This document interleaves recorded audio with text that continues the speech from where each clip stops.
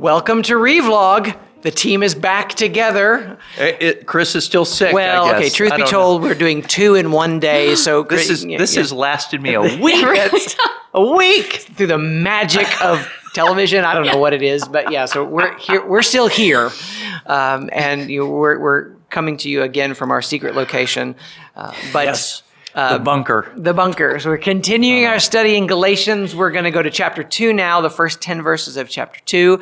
So let's just dive right into the text. Megan, tell us about your insights. What spoke to you in these verses? Yeah.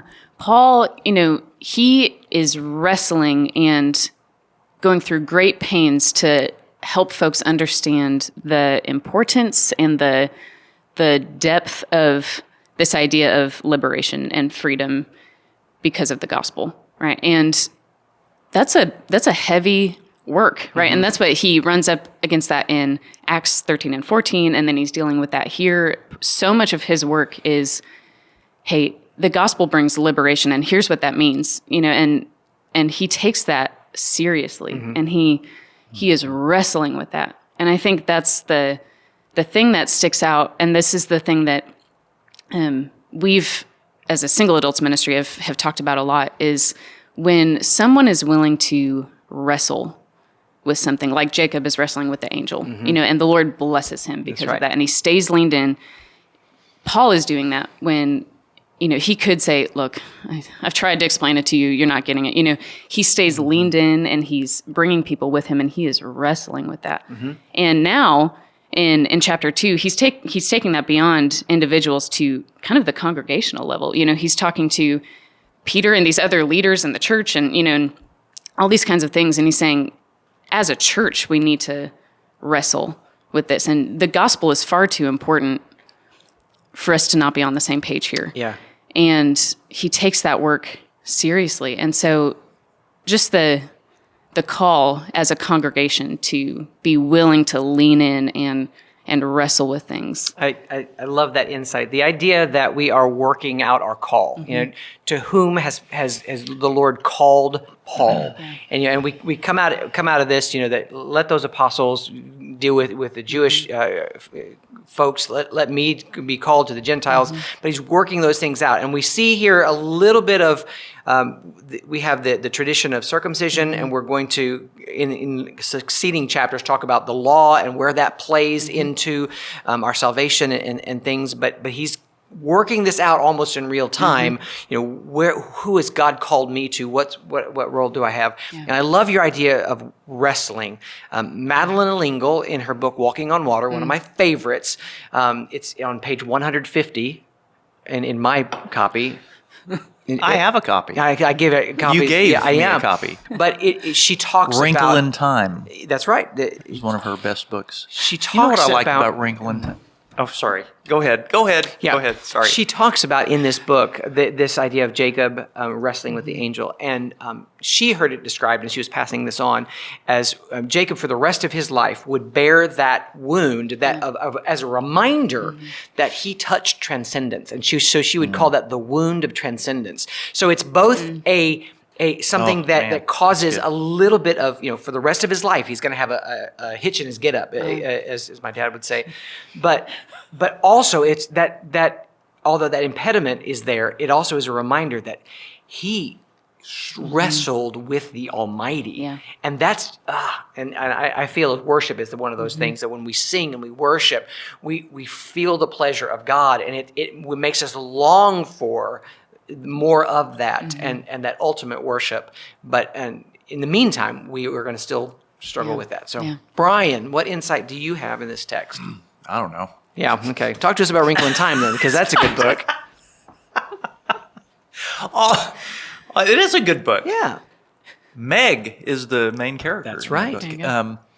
But you're Megan, so it has nothing to do with what we're talking about today. You're right. So anyway, I don't know if it's an insight, but I just would say that Paul is much has been made of this. He's very exercised about all this. Why? Is it just because he is very exacting? He's a stickler. He's persnickety? No. He realizes that on this hinge turns what the world is going to hear about the gospel. And in fact, will it be gospel that the world hears, or will it be just some ethnically based kind of paradigm of living and believing and so forth? And Paul says, it is, you are doing this wrong, and you're endangering what the very missionary effort is trying to do here. And I think that in so doing, Paul is saying, you're not only misunderstanding the gospel, you're misunderstanding the law. And they're doing disservice to the law by making it some kind of superficial sign of belonging. And it was not that. The whole purpose of the law, as Paul says later in Galatians, no, I won't do another preview. He says it was to tutor you and to grow you up into what is now happening. That all of that crumbles away if you're going to just use it as a litmus test for whether or not you can be, part of this new sect called the Way. It mischaracterizes the entire work of Christ, and it destroys the gospel. Two things that struck out in me when you spoke: the idea that Paul is not afraid to speak truth to power, and we've talked about that in Revlog a lot. Is in just different characters that Paul, and we have deference to people in authority. We respect often, the folks that are placed above us. But Paul just says, I wasn't placed in this role by Peter. He's not using a lot of deference to Peter in this. He even says, reputed to be, it's sort of a pillar. I even talked to the pillars of the, he just sort of throws that out there, the pillars of the faith. But also just the idea that, and he says this from the beginning of chapter 1, if you're adding anything to the gospel, if you are, whether it be a tradition, we have our own, Baptist traditions that have become to define us. And, what we have to ask, and somebody told me this early, is this salvific? Is what you're struggling with, is what you're asking questions about worthy of asking questions, but is it the bottom line, what Jesus has called you to in order to salvation?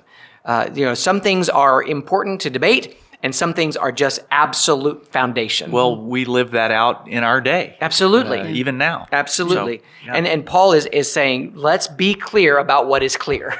And what I'm preaching to you is, we don't need to add to it. We don't need to sugarcoat it. What is the gospel is the gospel. That must be clearly understood. And that's I think the point of Galatians here. So Megan, what questions do you have of this text? I think I am notoriously bad at pursuing calmness rather than peace, and not always being willing to do the work of, he's calling for unity in the church here so that we can present a gospel message that is clear. And unity requires grappling with things. Right. And I often am tempted to say, well, let's just not talk about that, because I just want things to be calm. Is not peace. Right. That's just not dealing with something that's different. But it makes me feel better today, And how can I take a note from Paul to be more willing to do the work to grapple with those things so that I can be presenting a clearer gospel, That is well said. It makes me uncomfortable, and I don't want to do that. So you let me know how that works for you. That's well said. We will deal with that later. Bryan, later on. Something more comfortable, please. What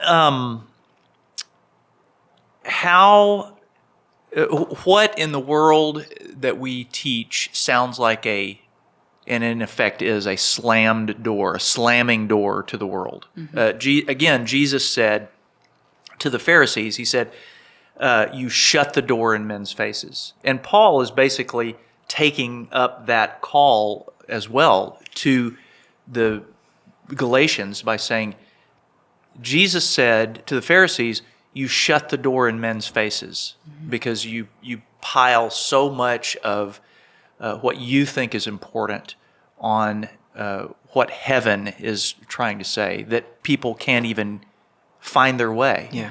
And so what is it, what is it that is a slammed door? What is it that we are promulgating, that we are putting out there, that we are saying this is important, that is actually a slammed? Would Jesus call some of what we say a slamming of a door in men's faces? Yeah. That's my question. Likely, yes. Yeah. Well, good. It's wonderful to work verse by verse through these scriptures. Thanks for allowing me to sit in this chair, probably the last time. So thank you for The indulging endowed us. chair, the Chris Johnson chair of I am unworthy. Revlog Studies. But we'd love to hear your comments and your insights as we continue to work our way through Galatians. God bless you.